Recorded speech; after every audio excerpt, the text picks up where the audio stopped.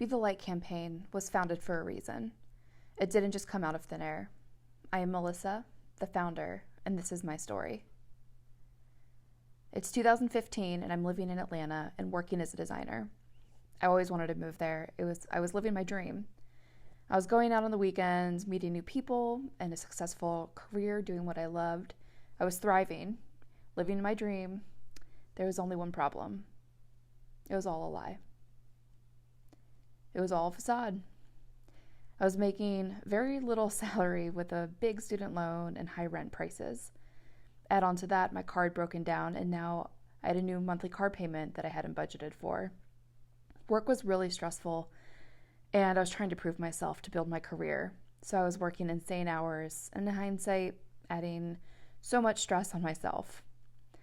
I was constantly on adrenaline and stopped being able to sleep at night due to the anxiety. So I started drinking more and more to numb myself, to pass out, to stop the racing thoughts. It became my crutch. It got to the point where I was buying 2 of every bottle so that I could hide one in my room so that nobody would know.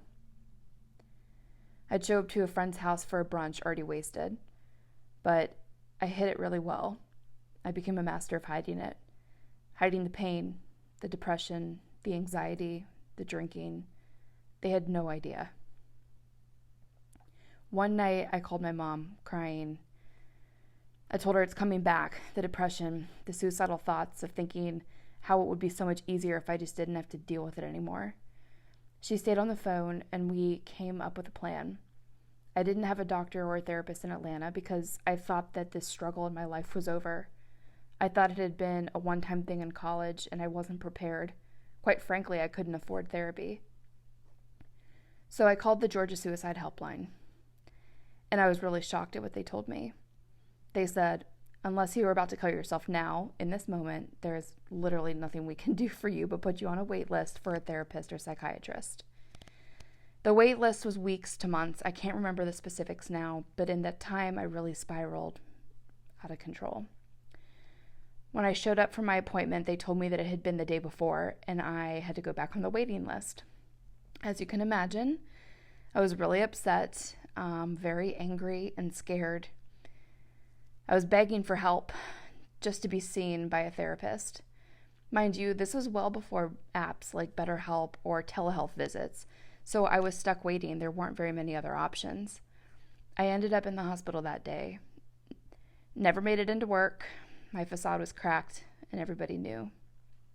Now, while it was the most humiliating thing at the time, it changed my life because it aired all of my dirty laundry. All of my dirty laundry. I could no longer hide behind the facade that I was living this perfect life and that everything was okay. The same friend who I hung out with every day, pretending like everything was okay, she was the same person who had to get my clothes packed and bring them to me in the hospital because I had nothing. As much as I'm still fighting the stigma of being in the hospital, the intensive therapy brought things to the surface that I had been running from for years. I'll get to that in tomorrow's video. I want to provide you with some of the lessons learned. That's the whole point of me sharing my story, to help you, whether you need to hear it so that you know you aren't alone, maybe encouragement for you to seek help, or perhaps you'll have more understanding and compassion for those who are struggling. First lesson, we all handle stress, grief, depression, and pain differently. There is no shame in that. I've learned that I don't handle stress as well as others. I just don't. My threshold's lower. And you know what? It just is what it is. I've had to make peace with it. And when I did, I started living my life very differently, healthier, and a whole hell of a lot happier. 2, have a plan.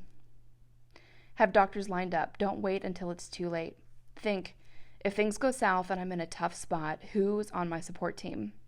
Whether it be a family member or a general doctor, therapist, or an app, just to have that plan and be ready ahead of time. Let that become your safety net. Third lesson, when you hide your struggle, the only person you're hurting is yourself. People care about you, love you, no matter what, no matter the situation, and no matter about anything that has occurred in the past. If you don't feel like you have those people in your life who care and who have your best interest at heart, please consider Googling a local warm line or hotline. The National Suicide Prevention number is 800-273-8255. And they've come a very long way since I called. That was 6 years ago when I did. I want you to know you are not alone, and we are all connected. We need one another, and there's always hope. All of the darkness of this world cannot diminish the light within you. You are strong. You are resilient. You are here for a purpose. Never forget that. Thank you to those who cared about me and helped save me during this phase. Shout outs in the comments because you deserve the recognition for your words, actions, support, holding space, you name it. You saved me. You were my heroes, and you still are. In light and love, Melissa.